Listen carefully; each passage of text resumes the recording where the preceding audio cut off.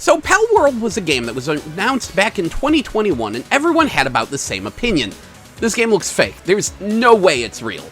Until this past weekend where it came out, and from there its success has been explosive. 1 million units sold in 8 hours, 4 million sold in about 3 days, and 1,200,000 simultaneous players, making it one of the most played games on Twitch. Everyone is loving this game. But controversy has struck. No, not because of the shocking content, but claims that the developer, namely Takuro Mizobe, being sketchy and involved with crypto, NFTs, and AI art, and even claims of the PAL's designs are AI generated. And with these claims, some creators are running away from the game because it's not ethical in their eyes.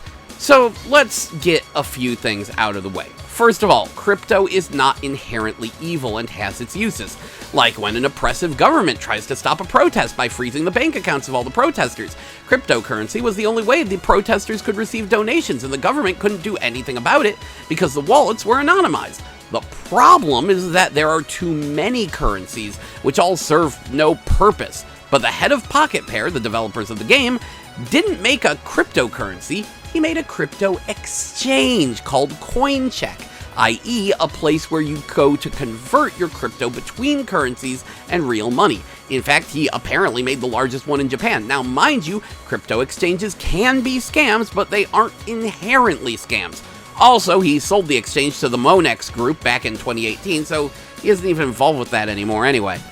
NFTs, he considered letting people use NFTs to decorate their places in Craftopia. I mean, NFTs are actually a scam, but at least this dude was trying to find a use for them. But then this brings us to AI. Yes, in 2021, the year Palworld was announced, he responded to a freaking BuzzFeed article about using AI to generate Pokemon. Now, this guy was very positive about AI, even made a game called AI Art Imposter, which is sort of like Werewolf but with AI art, and yes, did indeed ponder image laundering via AI and what this would mean for copyright in the future. However, a few things. First of all, the first trailer for Palworld came out before he saw the AI Pokemon designs, and the designs in that trailer are the same as the finished product.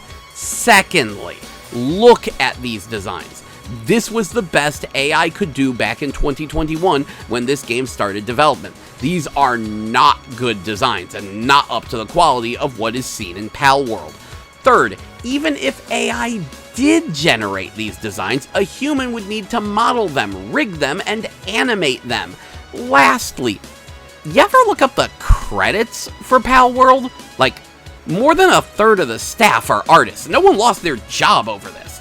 But if these designs do somehow wind up being AI generated, hey, good news, that means they can't copyright them, so please add Chillet to your next Pokemon-esque indie game. Also, better get to work making those Chillet plushies. Chillet's kinda awesome. You'll have to excuse me, I'm both pro-AI and very pro-AI can't be copyrighted. Feels like a fair trade-off to me. I get free art from a machine, it doesn't belong to me then, it belongs to everyone. Fair enough, you want that copyright, hire someone to do the work proper. Seems like it should be the solution to everything. As for the designs looking like Pokemon, oh, absolutely, it's shameless. I thought that was a joke, barely legally distinct Pokemon in decidedly un-Pokemon-like situations. According to some court case involving Star Trek, yeah, designs need to be 15% different to be legally distinct. Now, one defense of this I have to shoot down is people saying Pokemon has so many designs that any monster design is going to look a little Pokemon-like, to which I'd say, no.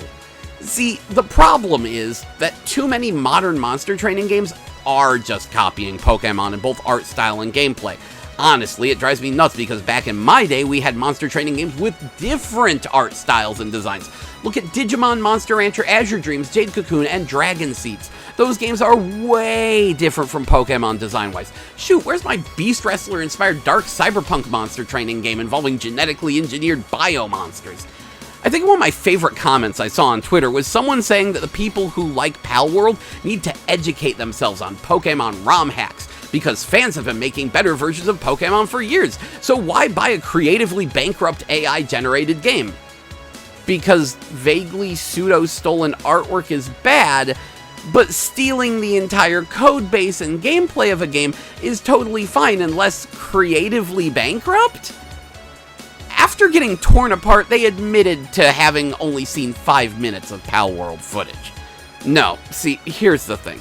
Palworld's designs are okay, mostly because the gameplay is completely different. If this were a turn-based monster training RPG, the designs would not be okay. But it's not. It's a survival crafting game, like Ark, Rust, and kinda sorta Minecraft, just with heavy monster training elements. It plays more like a third-person shooter than anything else.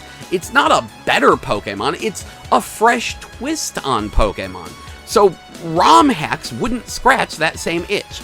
Also, yeah, a lot of the people loving Palworld also love Pokemon. They can both exist, you know. I think the thing that most offends me is people saying, oh, this is such a shame because it was a good idea. I hope a better studio picks it up and runs with it and puts some actual heart into it. What? You don't think they put heart into this? They absolutely did. Games don't enter early access this polished, well-made, and feature and content-rich if the developers didn't put heart into it. This sucker has been in development for 3 years, and we watch them every step of the way. It's honestly offensive to me that someone could look at a game like this and go, oh, it has no heart because it might maybe have used AI. I just don't like the moral grandstanding based on an effing video game. Just because you did or did not play an effing video game made by a team whose boss dabbled in crypto, NFTs, and AI doesn't mean you're any better or worse than anyone else, or that this game should or should not be supported. Like, even if this guy's crypto exchange winds up being a massive scam and all the pals are made with AI, I don't care because this game was not the product of a single person, and there's a sizable team of awesome people who made this great game happen. On the flip side though, while we're digging up this dude's sordid past, while this means literally nothing, he did give all his employees Friday and the weekend off to play Elden Ring when it came out. Just saying, I find this man's jib quite favorable. And as I was writing this, Takuro Mizobe responded stating that his artists are being slandered and receiving death threats. Because of course. Anyway, this is Gel, and you've been Game Babbled. See ya.